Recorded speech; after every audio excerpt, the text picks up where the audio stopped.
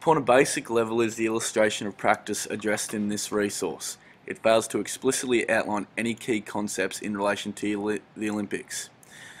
As far as deep knowledge is concerned within the resource, it can be classed as a much weaker resource than to many others that may have a lot more deeper knowledge. Deep understanding. The concepts of dates and locations of the Olympics is not encouraged for further understanding of the event in any relation to any other connections. Within the timeline itself, there is only a brief overview of certain events and years.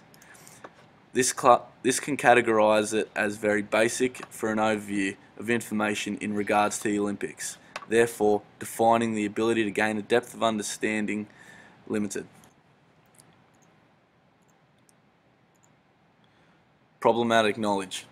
With the analysis of this timeline, different perspectives are a difficult thing to demonstrate for students as a result of the absence of such higher orders of thinking. It is not encouraged by the resource, but instead falls to the teacher to incorporate problems in which students would address. For example, because of the limited information, problematic knowledge, defining perspectives, and the creativity of solutions must be influenced by the teacher. Higher order of thinking. Concepts such as organise, reorganise, apply, analyse, synthesise and evaluate must be integrated by the teacher in tasks affiliated with the time-toast resource. For example, within the timeline itself, none of these key concepts are explicitly taught. It falls to the teacher to create the problems and solutions in order for students to gain connections and knowledge of this resource. About analyzing a time-toast resource on the Olympics using the significance elements from the quality teaching model. Good question, Sally. Concepts such as inclusivity is a great place to start. When analyzing inclusivity, I see that the site is an excellent representation of inclusivity, although I noticed that it fails to explore any cultural or social elements. That's right, Sally. It displays the diversity and opportunities for people all over the world. But if you were to set tasks, students will have to resource outside of the site. In conjunction with this, Sally, the resource has some amount of connectedness aspects. These include the representation of participation for all people to compete with high enough levels of athleticism. This relates to students live in a sporting context outside of school for their opportunities in sport.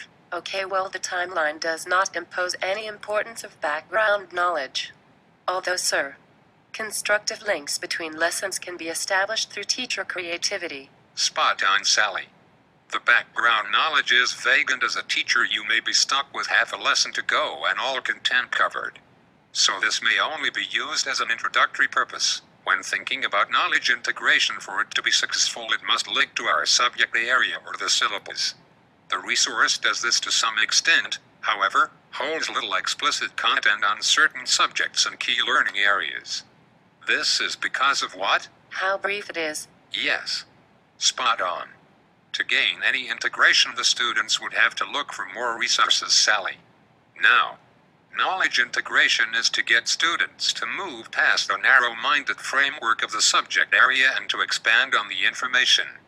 This artifact does not let you expand heavily to a higher-order cognitive process and interactivity. So overall, you would say this artifact has very little significance. In conclusion, Sally, this artifact holds a significant link to the Olympics, though it is just lacking in an explicit amount of content and interactivity for the students to gain.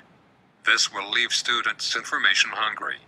As a teacher, when looking at these Web 2.0 tools, you must be aware of these points and have a keen pedagogical lens, so that when setting out lessons and assessment, students will be able to gain a well-deserved learning path. Thank you.